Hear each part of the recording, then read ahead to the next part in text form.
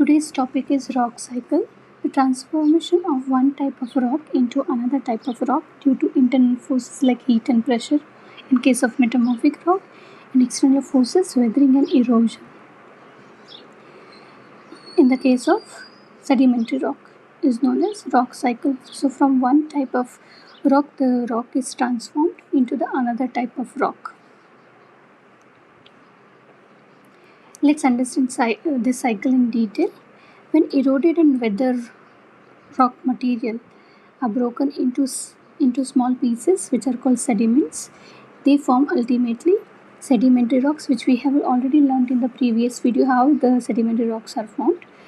Sedimentary and igneous rocks, they undergo extreme heat and pressure to form the metamorphic rock, and when existing rocks are melted by heat, the new magma is formed, and this magma cools down to form again igneous rock.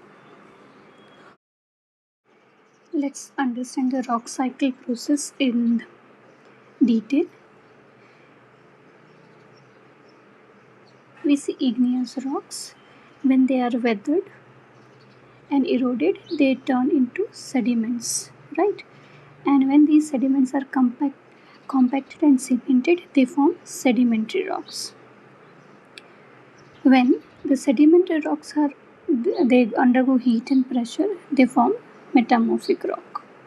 When metamorphic rock, they are weathered and eroded, they form sediments, and through the process of compaction and cementation, they form sedimentary rock. When the metamorphic rock melts, it forms magma. The magma cools down and forms igneous rocks. When this igneous rock melts back, it forms magma.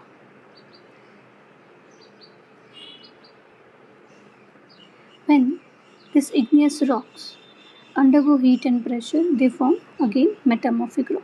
So you can understand that this is a cyclic movement. One form cyclic process, one type of rock is changed into the another type of rock with the help of the processes like weathering, the lava, the magma, which the rock material which melts, metamorphic rock. In case of metamorphic rock, heat and pressure, when magma cools down, and this process of compaction and cementation, sedimentary rock. Hope that you have understood how the rocks are formed. Let's understand importance of rocks. Different types of rocks like granite and marble, they are used for construction. Many rocks contain minerals. They provide raw materials for industries. These rocks also helps to determine type of landform, drainage and soil. It also helps to study the past.